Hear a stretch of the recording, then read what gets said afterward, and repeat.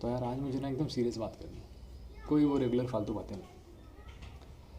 मुझे क्या लगता है कि जैसे गवर्नमेंट ऑफ इंडिया का एक इनकम टैक्स डिपार्टमेंट है, वैसे ही एक सेविंग्स डिपार्टमेंट भी होना चाहिए। बताता हूँ क्या। तुम लोग उसको तो जानते ही होगे, परम पूज्य श्री श्री शौविक मुखर्जी। एक दिन मेरे पास आया जब हम लोग गुड़गांव में साथ में रहते थे। मुझे कह रहा है कि 500 रुपये चाहिए। मैंने कहा सामने ATM है, ATM से निकलवा लो। कह रहा 500 रुपये कैश चाहिए पेट्रोल का। मैंने कहा पेट्रोल पे पंप पे जाके गूगल पे कर देना। फ़ोन की स्क्रीन दिखाई हुई 27 रुपये थे उनके अकाउंट में। ये आदमी 1 साल तक EY में कंसल्टेंट था, पिकअप एंड ड्रॉप कंपनी की तरफ से, लंच कंपनी की तरफ से, फ्राइडे की पार्टीज कंपनी की तरफ से, और फोर्टनाइटली जो पिकनिक होता था कंपनी का, वो भी कंपनी की तरफ से स्पॉन्सर्ड। उसके बाद इसके पास 27 रुपये है, उसके पास कोई जवाब नहीं कि इसके पैसे गए कहाँ। अरे स्टाइल है बाबू भैया, राजू का स्टाइल।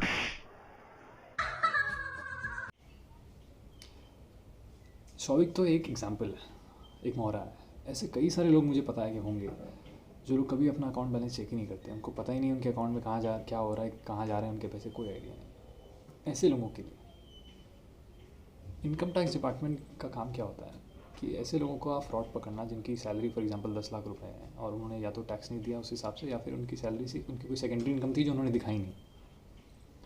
सेविंग्स डिपार्टमेंट का काम क्या होगा कि जिनकी सैलरी फॉर एग्जांपल 10 लाख रुपए है और अगर साल के ख़त्म होने के बाद उनके अकाउंट में फॉर एग्जांपल 27 रुपये है, तो उनको पकड़ो, कटघरे में बुलाओ, प्रोसिक्यूटर बनाओ उनके बाप को। तब उनके बीच में बहस होगी कि आखिर पैसे कहाँ गए।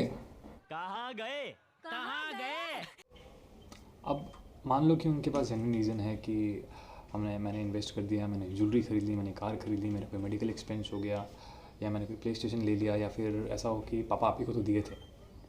तो हो सकता है कि पापा बोलें कि सॉरी। खैर सॉरी तो इंडियन फादर्स, वो छोड़ो, मतलब वो बोलेंगे कि हाँ हाँ ठीक है और बात ख़त्म हो जाएगी, मतलब जेन्युइन रीज़न है। बट अगर कोई जेन्युइन रीज़न नहीं है तो उनके बाप को आ जाएगा गुस्सा। भोसड़ी के, अब तो सच बोल दे भोसड़ी के। जेन्युइन रीज़न मुझे लगता है क्यों नहीं होगा।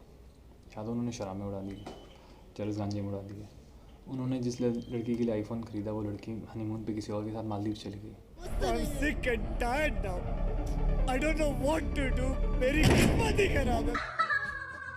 या अगर कोई लड़की है तो उसने कोई शायद इम्पल्स एक्सपेंस कर दिया हो, तो उसने सोरोस्की का कोई सॉलिटेयर ख़रीद लिया है, या उसने शनैल का परफ्यूम खरीद लिया है, या उन्होंने ऐसी कोई लॉन्ड्री कोई ओकेजन के लिए ख़रीदी, फिर पता चला 1.5 साल से तो वर्क फ्रॉम होम ही कर रही है पजामाज में, या उन्होंने कोई बर्बरी बातें वाली कुछ काम कर लिया हो। तो ऐसे लोगों को पकड़ा जाए, उनको बोला जाए कि भाई ये गलत है। ये जो चीज़ है ना, ये उन लोगों के लिए हो सकती है जो 21 से या 21-22 से एक एज होती है, 30-35 जो भी ले लो, गवर्नमेंट जो भी सूटेबल समझे, जो जब तक हम फाइनेंशियली इंडिपेंडेंट, फाइनेंशियली नॉलेजेबल नहीं होते, फाइनेंशियली स्मार्ट नहीं होते। और मुझे लगता है कि Indian youth in general financially उतना savvy नहीं है, स्मार्ट नहीं है। इससे होगा ये कि कम से कम उनके सर पे डंडा रहेगा। बिना डंडा के तो इंडिया में हैबिट कोई लगती नहीं है। तो इस तरह से वो फाइनेंशियली इंडिपेंडेंट होने की तरफ कम से कम चालू होंगे। वरना क्या होगा, 10 साल बाद जब हम 35-36 के हो जाएंगे तब अचानक से पता चलेगा भाई कुछ है ही नहीं, कुछ सेविंग्स नहीं, कुछ प्लानिंग नहीं, कुछ इन्वेस्टमेंट नहीं है, तो हम मझधार में होंगे। तो फाइनेंशियल इंडिपेंडेंट कौन बचेगा? इससे एक और मतलब फ़ायदा ये है कि अगर हम जितना हमारा पैसा हमारे बैंक अकाउंट्स में होगा, उतना बैंक के पास पैसा ज़्यादा होगा लोन्स देने के लिए। जितना ज़्यादा पैसा होगा उतना इजीली वो लोन्स देंगे, उतना बैंक में कंपटीशन होगा, लोन रेट्स भी शायद सस्ते हो जाए, तो उससे बिज़नेस को लोन मिलेगा आराम से, थोड़ी सी कंज्यूमरिज्म भी बढ़ सकता है उसमें। तो इसके मल्टीफोल्ड बेनिफिट्स हैं। आई थिंक वो कुछ भी हो सकता है। एक सैलरी का एक certain percentage the government can fix की 20% 15% की इतना साल ख़त्म होने के बाद होना ही चाहिए। अगर नहीं होता है तो पापा के सामने आ जाओ। नहीं तो अगर शौविक जैसा हाल रहेगा जो साल भर के बाद भी 27 रुपये तुम्हारे अकाउंट में, फिर तो तुम भाई कौन ही मालिक है तुम्हारा पता